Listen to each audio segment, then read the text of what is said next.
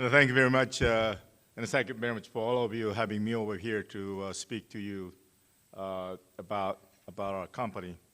Our company is not really famous because it's only 3 years, but it's thank you. But it's known for some of the products. If you remember the toilet, that's one of the product we make. And if you say the Japanese very interesting functional toilets called washlet, that's wrong brand. We call it shower toilet. So, so when you speak from today about Japanese unique toilet, just mention it's a shower toilet, not a washlet. So this is the sort of brand that we have. There's some unique brand which lasted about the last 50, 60 years. But we combine all of them into one.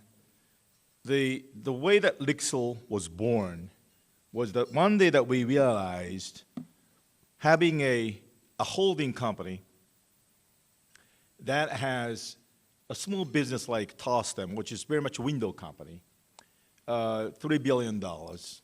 Inax is a toilet company, $3 billion also, and let them work independently. And they go on their own for anything they wanted to have. But one day that we said, is this a right formation of the company? Because it's not effective having 5 companies and they're going to 5 different directions and they're not well coordinated. Brands are not really helping each other. So we decided to combine all 5 of them into one. I'm talking about those brands which is not American brands or German brands. I'm just talking about Japanese brands already. So 3.5 years ago, we break down all the barriers of corporation organization and make into one company called LIXIL. So the benefit of having those into one, took all the presidents out, become general manager of each division. But the benefit of that is we have a scale now of about $10 billion at that time, and we slashed the cost of $1 billion. And also not only that, we changed all the IT system, HR system, all the system into one, and it called One LIXIL at that time, which is finally means the 5 Japanese companies into one, and have a company which gives all the products and services that is required to build a house or even a building. So you name it, windows, toilet, you never forget shower toilet, but you can just name it, kitchens, doors, roofs, exterior, interior, everything, you name it, we can make everything to build out. So Toto is a company which makes toilet. Kurinup Takara is a company which makes kitchen. So there are many Japanese companies, like YKK Windows, many companies which are specialized in one area, but now we differentiate ourselves by providing what we call total solutions to the housing. But at that time, we are purely domestic company. 99% of the business are Japan. But when you look at Japan, it's aging society, declining population, housing starts is about 800,000 homes. In the USA, the housing starts is about 1.12 million. It's not a huge difference from between Japan and USA in terms of new housing starts, but our market's getting smaller because the population is declining. So we thought about it, what we're gonna do. So we decided at that time, 3.5 years ago, just right after earthquake, that we wanted to become this company, a truly global company. So what do you mean by global company? We're like having a factory in Thailand, factory in Vietnam. Is that a global company? No, we would like to really have sales outside of Japan, 1 trillion yen, which is about $10 billion, on top of Japanese $10 billion business.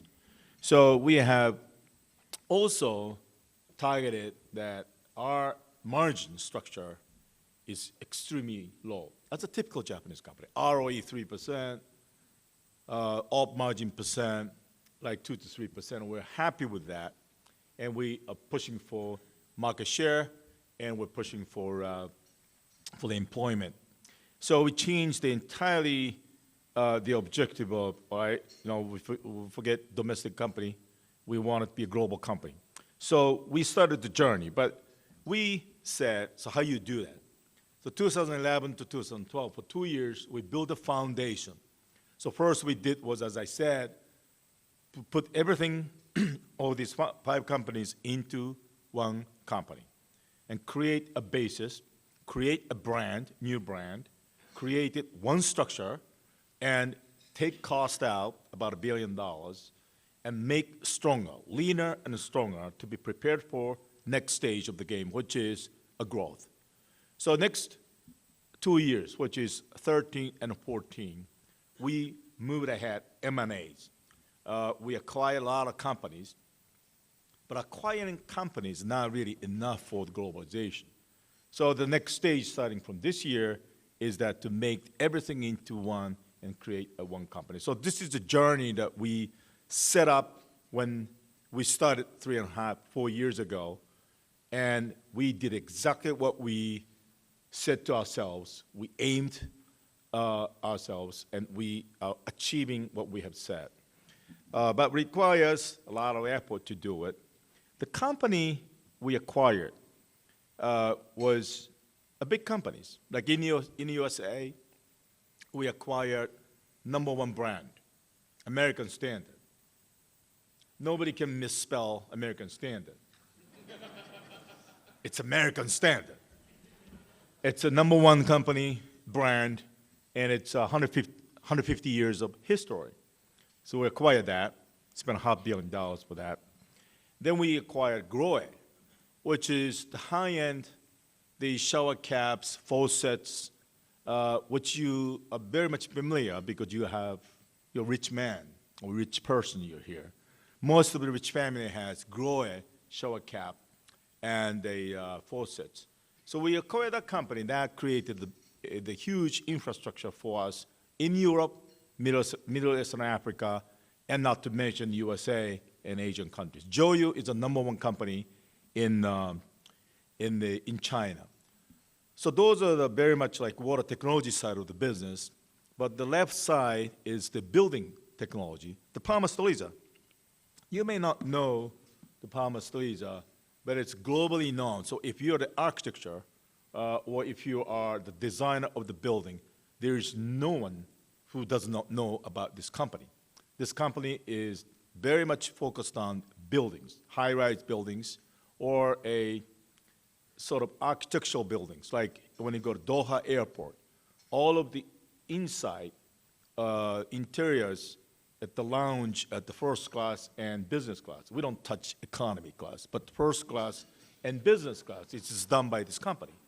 Or if you go to Apple, the Apple, Steve Jobs, passed away already, but Steve Jobs wanted to have a second headquarters.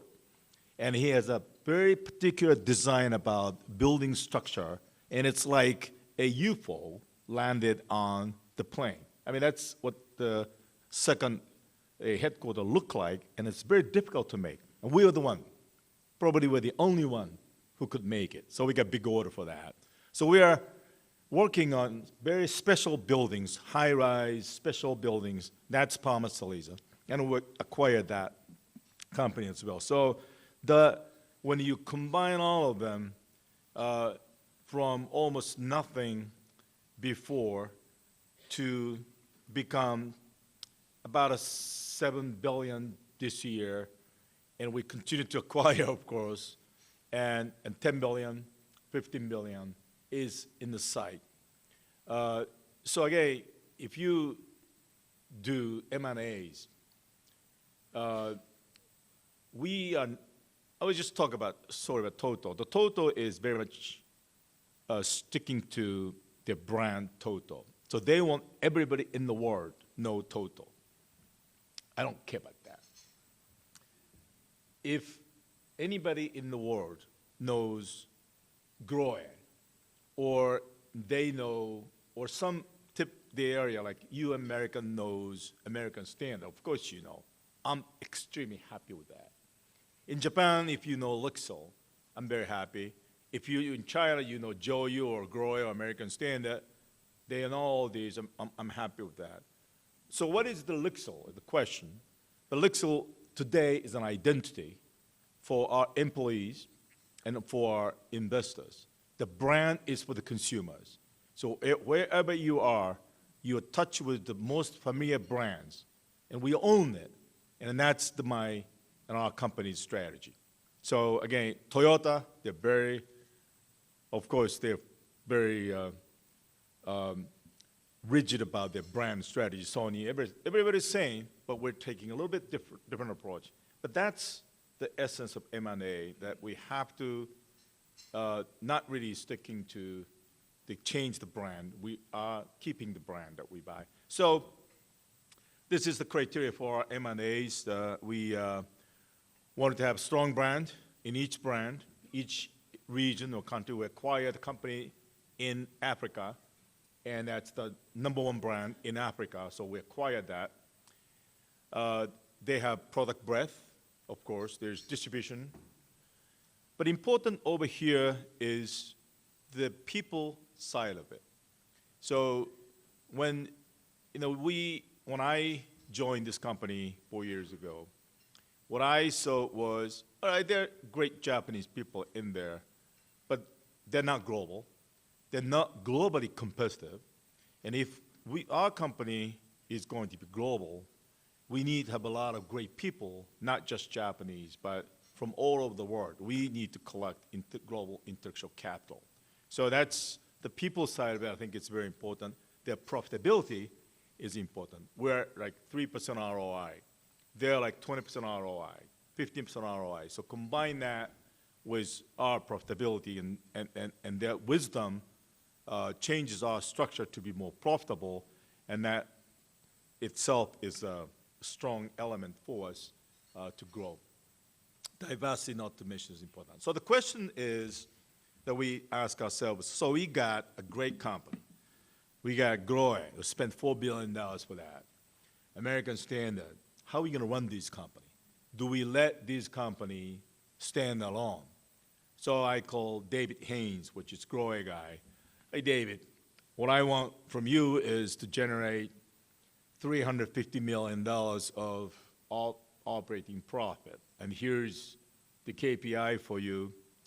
I call Nicola Greco, which is the Department of Laser. I want $150 million from you. Here's the KPI. I'll pay for you that if you make it.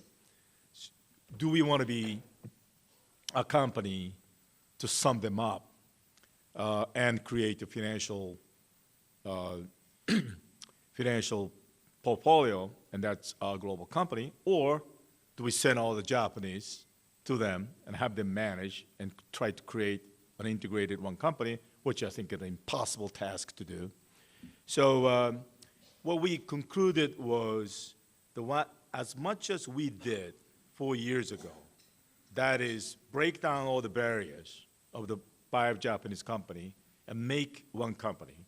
We once again break down all these barriers between GROE American Standard or Japanese companies and create a 4th segment or 4 global companies underneath of this LIXIL Corporation. So LIXIL Water Technology, which is very much focusing on a toilets, sanitary ware, the vanities, bathrooms, things like that. Plumbing, the plumber's word. Housing technology is more like a structural element of it, like windows, roofs, sidings, floors, walls. Those have not much synergy with the plumbing side of it. So we created a structural side of it, which is housing technology. The building is totally different. It's a project basis.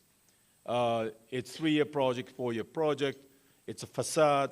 It's a different way of manufacturing, but it's global. So we set that up. We separate the kitchen because kitchen is sort of arts. So we had 4 global companies. And what we did was to put the best guy in the world to manage water technology, housing technology, building technology, and kitchen technology. It turns out it's half Japanese and half non-Japanese. And also how to integrate those 4 different companies, global companies, how to make a good governance. So we said, like GE, we need to have one HR system, one HR structure, which has the evaluation of the people or the ranking of the people. It should be all globally same. So in GE, we call executive band. The definition of executive band, pay structure of the executive band is same. GE calls it an officer. The officer's pay structure is same everywhere in the world. How to get there, the step to get there is same way everywhere in the world. So we need to create one HR structure across the globe, and that's the governance process in the sense. We have to have same financial model, of course. We're moving into IFAS, and therefore everybody has to have a same financial discipline. And KPI should share it all the same way. Legal is the global compliance, IP structure, et cetera, should be all same, no matter where you are. Communication, quality, same way. So when you look at this, there's actually no one came from original company structure. Either it's a person from outside or a person who we acquired. So there are a lot of questions about, so would the people be motivated because they didn't get any one position from the previous company? There are a lot of questions about that. But we acquired the best people to run it from outside, from acquired companies. Larry Bates is the best legal guy in the world, I think. Therefore, we hired him. Likewise, we thought what we think is the best available global talent for each one of those functions or business. So this is how we run the company. This we will start April 1st because we took a lot of effort to prepare for that. But it's a combination, again, is the global business unit, internal company, and crossed by functions which has consistency and functional excellence across the globe.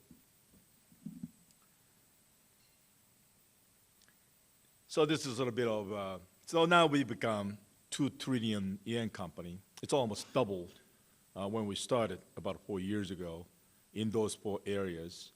Water technology is a great example of how we manage the brand, how we go after the segments. You can see it in each continent that we have 4 different brands that we can use to really have a different segment of the people.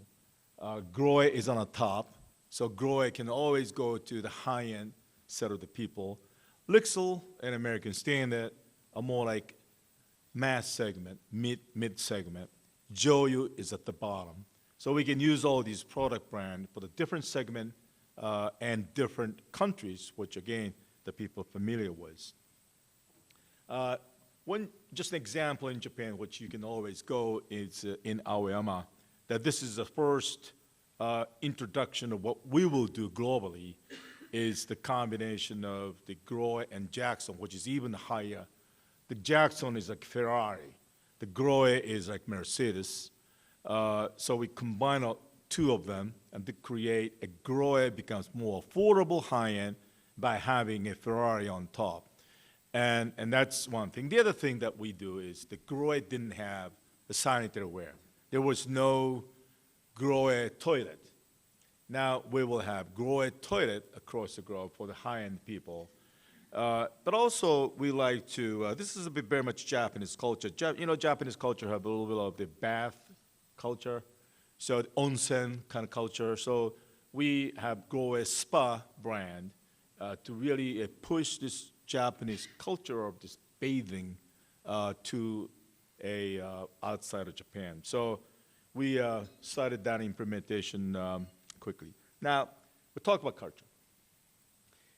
What I said to the people, it is easy to acquire companies because, we spent $6 billion to get $10 billion of revenue. We can do it because we have abundant money. Not really, we'll all borrow all of them, but it's cheap. It's cheap, right? It's like a 0.9% of interest rate that we can use to buy anything. And I'm okay to get down to 30% or even below of the capital adequacy ratio from 50%. So, I say to everybody, like, we have abundant money, so we can be global in terms of the revenue. But unless we change the culture, we are not going to be called as global company. So, I gave an example of when I joined GE. The GE welcomed me when I joined GE in the USA. The GE had a system that doesn't differentiate anybody by background. So everybody has a chance. Japanese, Chinese, the color, skin, who cares? Education, a little bit matters, but most of the background, that regardless of those backgrounds, but you're given a chance to grow in the company. And it's diverse people. And diverse people is the benefit to the company because it creates innovation, it creates energy. But we are working on one big rule, which is meritocracy. It's not like lifetime employment. It's not like seniority. The only rule of the game here is meritocracy. So I joined GE, and GE had that culture. I can win in that environment if you're good. But when we acquire American Standard, Jay's coming in, when we acquire Grower, David's coming in, Jerry's here, how would they feel when they come into our structure? They're afraid that we're going to push Japanese culture. They're going to afraid that a hierarchical system. Unless we change the culture to be like that we had in GE, they had in GE, that we will not really create a one company, which all of the people who are acquired by us are motivated, and they think they can go to the top if they're good. And that the principle is these three principles. We respect the diversity, everybody has a chance equally, and it's the new name of the game is the meritocracy. So it is the entire different, I would say, the culture that we had cultivated in the past 100 years in Japan, or maybe 200. So I just said this one for the first time I joined a company, that we're going to have this culture here. Because we know someday in the future that we'll acquire companies and become a global setup. So the people get familiar with this sort of setup, and they understand what it is, but now they have to feel it because we created 4 global companies, and they are all part of these 4 global companies. And bosses are mostly non-Japanese, and they have to live with that. So they will feel it, but if they have this setup, headset, in their mind, they can well compete with them. And that's what I've been saying to them. But this is the culture that Japanese has to adopt, not the companies we acquire from USA or from Germany has to adopt the Japanese stupid hierarchical culture. So we created a global management committee. Again, the committee is half Japanese, half non-Japanese. And this committee finally move around the world every quarter and have the management decisions. So this is the highest decision-making body, which is, again, done by Japanese and non-Japanese. And we'll review financials, of course. We'll create strategic directions, things like that. Particularly in Japan, when we say diversity, it's all about men and women. And Japanese is very, I would say, very late in that effort. When I joined GE 25 years ago, 30 years ago, GE was not that fast to move either. The first educational program that I had was the diversity program. But you know, GE has advanced a lot. American society has advanced a lot for the last 25 years.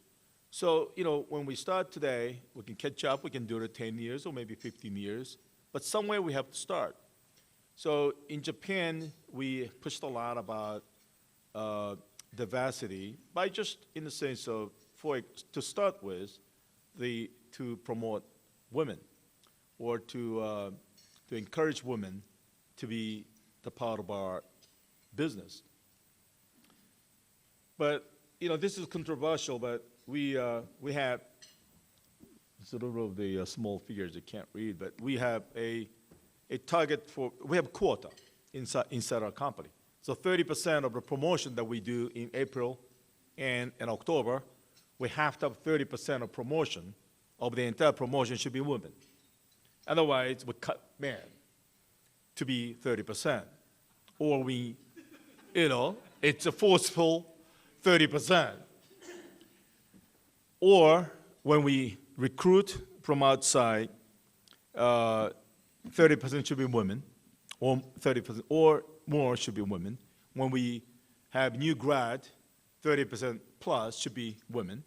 When we have training program, which is important for us, 20+% should be women. So we have a quarter that are given to our management. Not only that, we changed all the rules and regulations and the environmental setup, so you can just read it, what we did. But we are making more friendly to women, easy, flexible for them. So we changed all the rules. And we create also the women's network. I was having a women's network yesterday, and 2 days ago, you know, this week, about 2 women's network that I had to participate. And next Monday, I go to Fukuoka to help them on a women's network in the Kyushu area. But the management should be present. Management should drive it. And we create women's network, and management participate that to really help them, the process. I gotta have a Coke. This is an American bad culture, but I get used to it. So as a result of that, the female managers went up 6 times in just 2 years. So, and you can see the employment of the women from 12% to over 33%. I mean, it's a conscious effort you need to really make this happen. We got a award from the minister, but it's just the example of how we're doing. Now, what I think this is also important, when we have a diverse set of the people, we allow them to respect the differences, and we believe that differences and respect the differences would create innovation and energy. But at the same time, we have to unite them. We bring them to one LIXIL. So what is it to really make them into one direction or something that they believe in? It's called LIXIL values. GE had GE values. Toyota has Toyota way. But LIXIL values is determined last year with all this management. by Americans, by Germans, by British, by a lot of different culture. And we created a team to make these 5 LIXIL values. So you read the headline. Headline is like sort of, oh, I got that. But when you read really inside in it, that really creates sort of behaviors that we need. So, open environment, don't create any boundaries, stretch culture, integrity is important. Those behaviors are built into each statement underneath of one big banner here. So we did all employee surveys. LIXIL had LIXIL values to unite 5 companies into one 4 years ago. And every year we do the employee survey and really sense if they understand it, if they do the behavior based on these values. But now we start this new set of the values, and we will, of course, get census from all over the world if they understand it, if they behave according to these values. But this is not just to try to unite the people. This is to measure our leadership. As much as GE did, our measurement of the people, this is the how you say you're good or you're bad or you have to improve is based upon the leadership and ability to perform. So 2-dimensional evaluation criteria, but leadership is always defined by something. Because you don't say, oh, you're good, or you have good leader, for why? And how you measure you're good or you're bad. And that is some set of the values that we set, and your behaviors are based upon those values, then you say you are good leader. So again, you really have to have some sort of set values to determine your leadership, and that's what we did. And so we evaluate the people based on leadership and based on the performance, but performance is not just the result only, as you all the same. The result is the process of, or the result is a result of you have a good process, you have a good strategy, and good people, good team around them, and therefore you get the good result. So process, strategy is important to get the result. So the performance and leadership are the measurement, and we create a 9 block of the people. So what you do for the strong leader, like in the A1 block, we give them a bigger chance. Bigger money, bigger bonus, bigger chance to grow farther. A1, B2, B1, these people that we give them a chance to grow. If you lack leadership, you train them. If you lack performance, you train the leadership, you train the strategy, you train how to teaming up. So, of course, we do some tough actions on a white portion of it, but we will do, and we are doing this, the management of the people. But you have to have the rule and a clear guideline of evaluating the people, and that's how we're doing, and it's global. So for those people who are lacking some portion of it, we put them in the leadership training program. So again, as I said, all of the management today at the top is either recruited from outside or coming from acquired companies.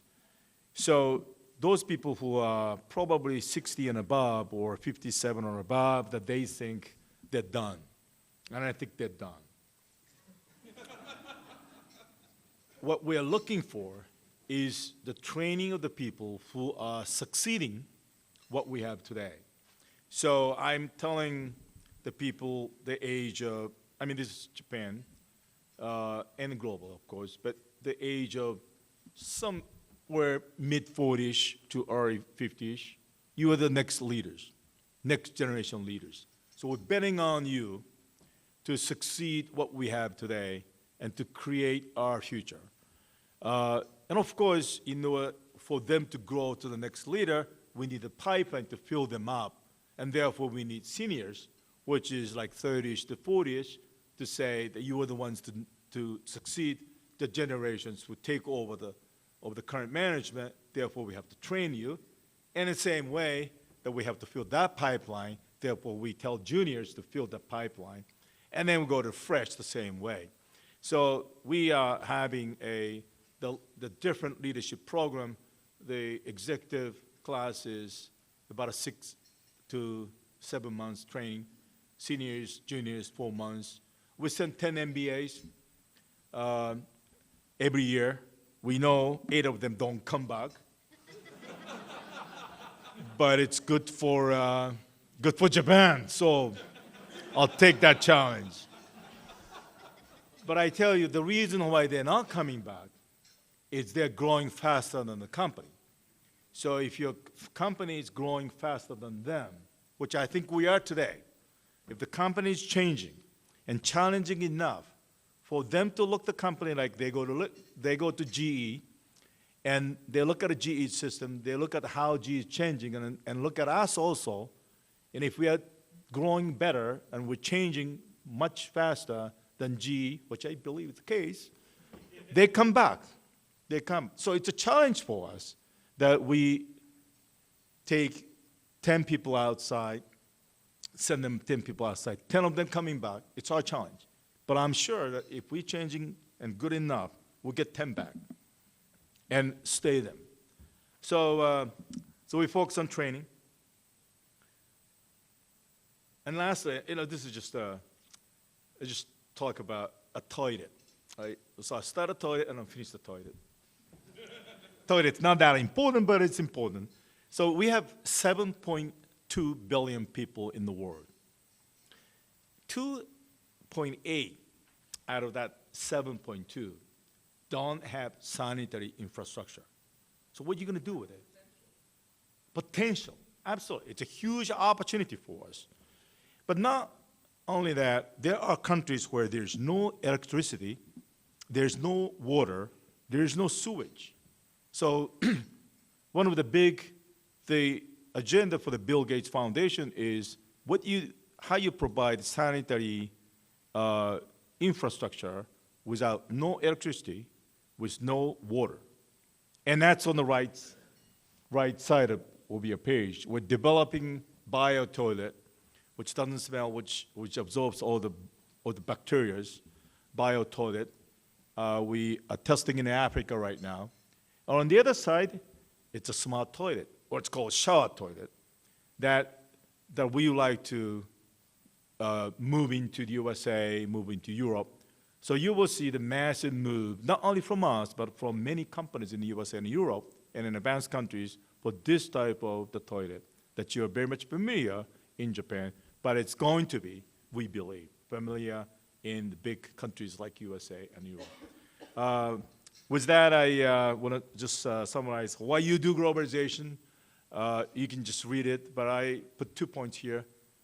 We have to accelerate the growth of the company, and we got to go outside. We got to move outside of Japan and capture the growth of an emerging country and penetrate into the big countries like USA and Europe. And also, the important point over here is the human side of it, global intellectual capital. Global intellectual capital is the really name of the game for the globalization, because we can use the best talent outside of Japan or inside of Japan to create one organization. And that's the essence of the name of the success, I believe, and we believe.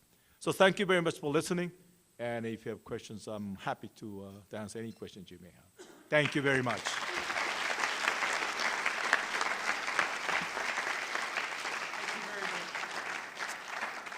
Very, very much.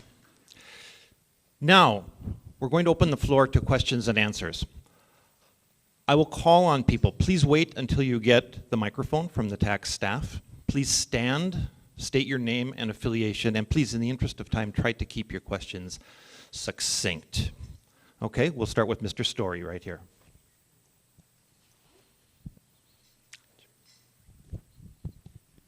Thank you very much. My name is Greg Story from Dale Carnegie Training. You had a wonderful graph up there of your blocks of talent with performance on one strand and values on the other. It's relatively easy to measure the performance. How do you go about measuring the LIXIL values component to ascertain where people fit into those blocks? Yeah, it's the same challenge that I think, I guess, we had. And I was with GE for 25 years and I'm very much familiar with that system. But I mean, everywhere is saying it's not easy. GE had 360 survey. So you have boss, colleagues, peers, subordinate. I mean, they get all the data. They have about 60 questions. They fill the form and have some sort of trying to be an objective standard of how good you are. That's, of course, we do the same thing. Every training, everybody has the scorecard. The scorecard itself doesn't really make the final decision. So at the end of the day, it's boss's subjective subjective standard as well as some sort of somewhat the objective scorecard that we combine them. But we believe here's the point of HR comes in. The role of HR. The role of HR is important. You know, in Japan, there are many companies, the HR role is to recruit people, assign those people, and of course develop. But one of the most important role for the HR in our organization is to be a judge. So you have a boss, and boss says, this is a good guy. And data shows that this is a good guy. But HR says, wait a minute, you know, there's some different perspective. Is this boss being fair? I mean, that's the HR job, I think. So the HR being a sort of judge somewhere in between, is he fair? Is she fair in judging the people? But at the end of the day, the HR assessment as well as boss's assessment and scorecard is the way to really measure those difficult tasks. Thank you. Next here.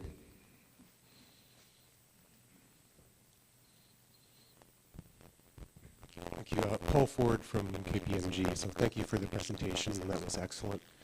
One thing that was interesting was when people typically talk about integrating overseas acquisitions, they talk about it in the context of making changes to the business that they're acquiring to absorb it into the parent. But with LIXIL, you really transformed LIXIL itself, and that's how it's been successfully becoming a global company. So the question is, for any Japanese company who is making such acquisitions, is it necessary to transform their own DNA the same way they will with LIXIL? And if so, can incumbent management make those transformations, or do those companies need to bring in outside senior leadership with you? Thank you. You know, I think so. I mean, think about Japan. Japan itself has transformed itself, because we're in the world of borderless environment.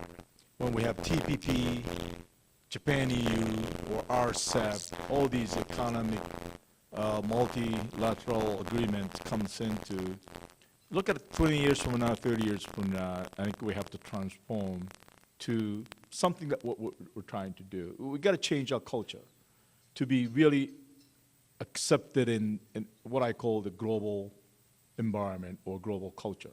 And that I think is a global culture. I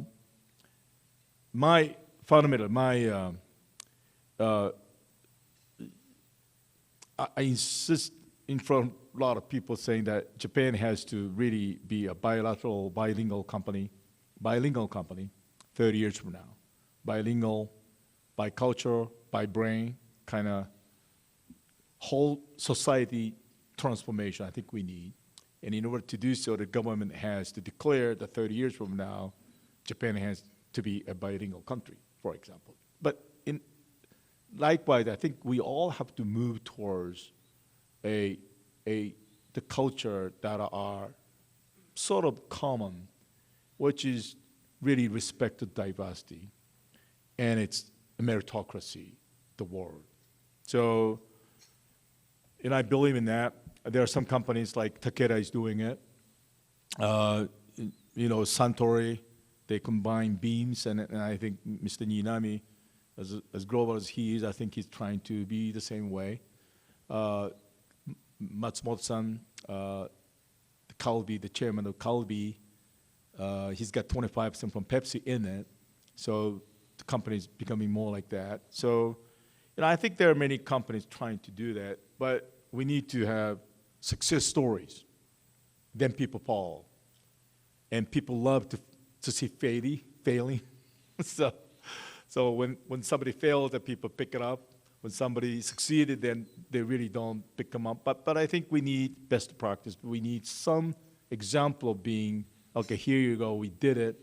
Why cannot you do it? So I'm challenging. Great. Thank you. Carl.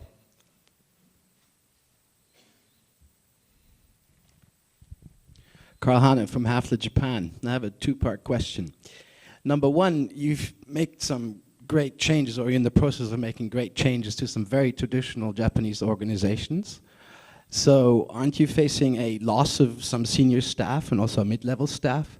Therefore, some short and medium-term loss of business in the local market, number one.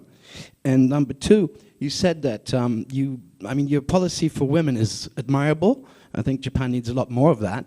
But a target like 30% promoting women, isn't that kind of detrimental to meritocracy, where really the best person should be promoted and not the woman?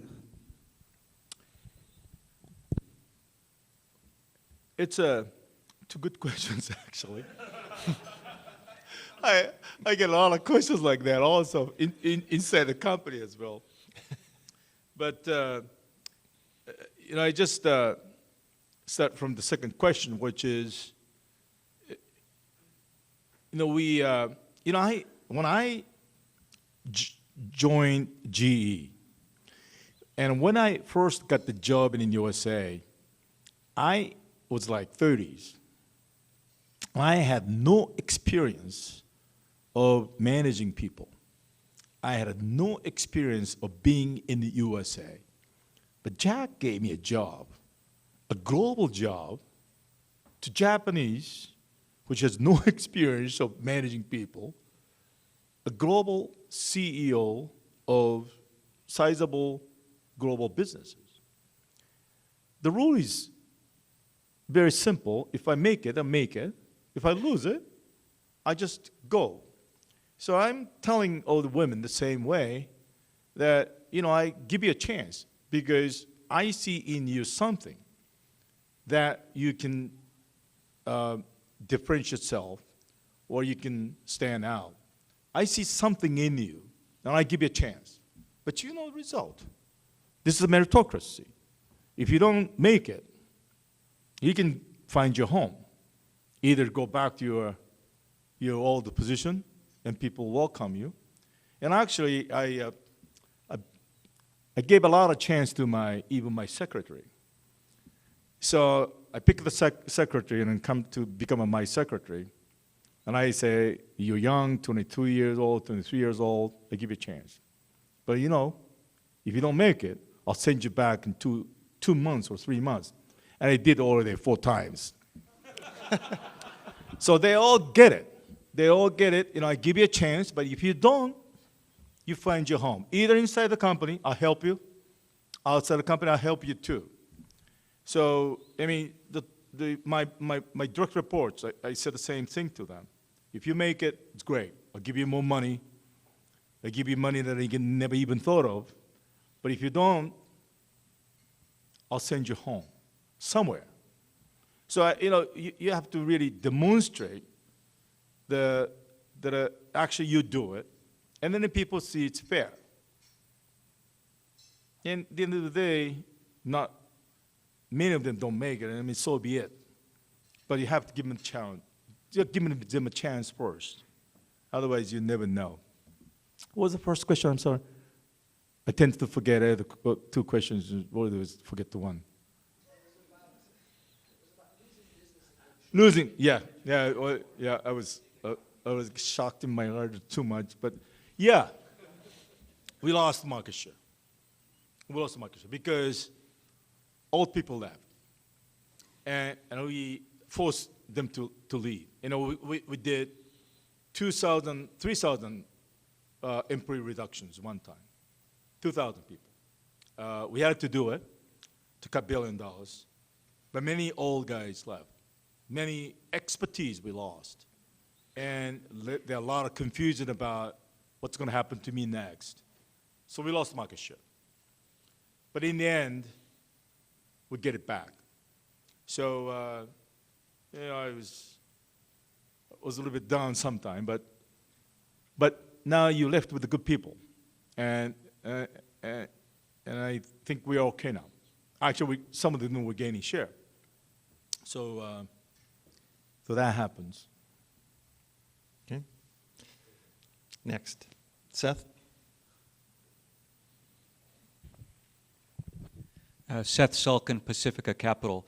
I'd like to ask about your acquisition with the Development Bank of Japan. Why did you choose DBJ? What do you think about the debate about whether they're unfairly competing with the private sector, and do you think they should be privatized? It's a very good question. That's a very good question. I first went to INCJ. The INCJ, it's government money that DBJ put in and the government put in, right? So I have to give you this story. So when I was in GE, they helped Toshiba to try to acquire a French company, the nuclear company. And GE is competing with it. So actually, I sent them a letter. This is totally unfair competition by Japanese governments helping Japanese company to try to acquire foreign French company. And if you don't withdraw, I'm going to sue you guys. So that was my letter to them. So they hated me. So I switched side. When you switch side, your philosophy changes.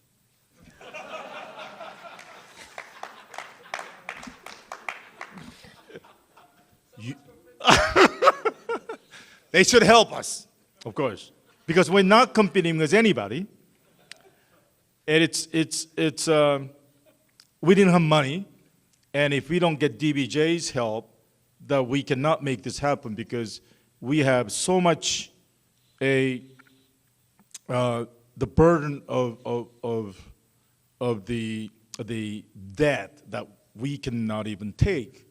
So the first 2 years, we have to really create the cash flow to really become strong in cash to acquire or consolidate these companies. So we needed them, and we needed to get some of about $2 billion off balance. So we needed them. Now, a year later, I think we got cash enough to acquire them right now. So we're ready. More than, less than 2 years, we become ready, but we need them. But, I went to the INCJ first, and they said, no way. Right? So, no way. So I, struggle, should I invite private equity? Should I invite, et cetera, et cetera? But, DBJ, I convinced them, you have to help me. But I really assessed it, are we giving an unfair competition? But, in this environment, it's not like unfair competition that we are getting to win this bid or to win this deal. It's not unfair competition. I think it's a fair competition. So I kind of have a little bit international testing of myself that if this is good, but, I thought it was fair. But I admit myself, I changed side a little bit. I have to take advantage of what I got.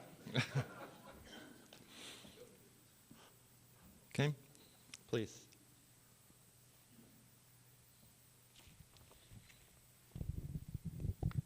My name is Furukawa, 100% Japanese. And I'm a board of the directors, outside board of directors for 2 Japanese listed companies. And the talk is very nice. And I wish I could see more Japanese companies going in your way. And my question here is, you've done a lot of changes and great. And my guess is there must be a lot of directors who are smiling to you, but in the guts they said no. What was your very first step to change or to start the change? What did you do in the very first place to start the entire change? That was my question. First of all, I created them a vision. Vision. The vision is important. Then I communicate with them. It's a religion, right, fundamentally. So you talk to them every day, same thing, 360 times, 24 hours. You talk to them same thing every day. But first of all, first thing that I did was to create the vision and communicate. Crazy. But there's always a bell curve you can create. So when you try to do something, there's some 20% of the people who follow fast, and then there's some totally negative people always, 10%, maybe 15%. There's a lot in the middle, like 60%, 65%. There's always, okay, I understand it, but we'll see how it goes. So we, of course, use those 20% of the fast followers to help me to get the other 67%. And I myself spend a lot of time to those negative people, like cancers. So I, either I fix them or I take care of them, or I did everything we can do to make this 15% not being a stoppers. But there's always a case like that. But the key is how to find your 20% fast followers to help them get their help to cascade to the 65%. But you need a vision. Unless you have a sense of urgency, and unless you have a vision, and unless you communicate 80% of your time to the people. I do all the roundtables. I talk to people a lot. Unless you do that, you never have culture change. Thank you very much. One last quick question. All the way in the back, we have another question from a woman. This is diversity. Thank you. Hi, Kelly Price from the Planning Shop International. I have a very product-specific question. I was intrigued by your, what was it, the Mercedes and the Ferrari line, and also very much by your green line that you're looking to do in countries with less electricity and water. And I was thinking, as we go forward, even in cities and developed nations, water is going to become a precious resource. And I was just curious if you had or might have any plans to possibly combine the two and have an eco-friendly, developed world-ready toilet. Shower toilet. Thank you for the shower toilet. Yeah, it's toilet development is amazing, actually. Toilet consumption in a household is probably 1/3 of the total consumption of the water. Shower is one, of course, and the kitchen is the other. The toilet used to be more than 20 liters to flush. Now, the standard toilet of the shower toilet is about 4 liters. So it's gone down a lot from, so there's still many toilets in the world, even in the USA, 1.16 liters, 12 liters, 8 liters. But when they all move into, we have American standard product, of course, to reduce to like 3.5 liters. So the world is changing, and that really makes a huge savings of water, actually. Matt Damon, he's a strong proponent for the the water consumption, saving water. So we try to have a little campaign with him, but it's a little costly to do it for us. I think he should cooperate free. But there are many people who is trying to really water resources effort, reduction of water resources. But we're helping a lot. Now, when you saw the green toilet, the bio toilet is one, you don't need any water. But we have, this is like 300 milliliter, like 0.3 liter. So we are developing a toilet that this bottom bottled water, put in there, it circulates, it doesn't waste, it circulates. So one bottle of water lasts like 1 year or so. So, the water consumption in the toilet becomes less and less and less. So we're contributing to the world in that sense. And also, again, we are contributing to like countries like Philippines or African countries or Vietnam, those people who don't have a sanitary situation, especially for the kids in school, that we're donating those toilets as well. Thank you very much. Everyone, let's give Mr. Fujimori a big round of applause. Thank you.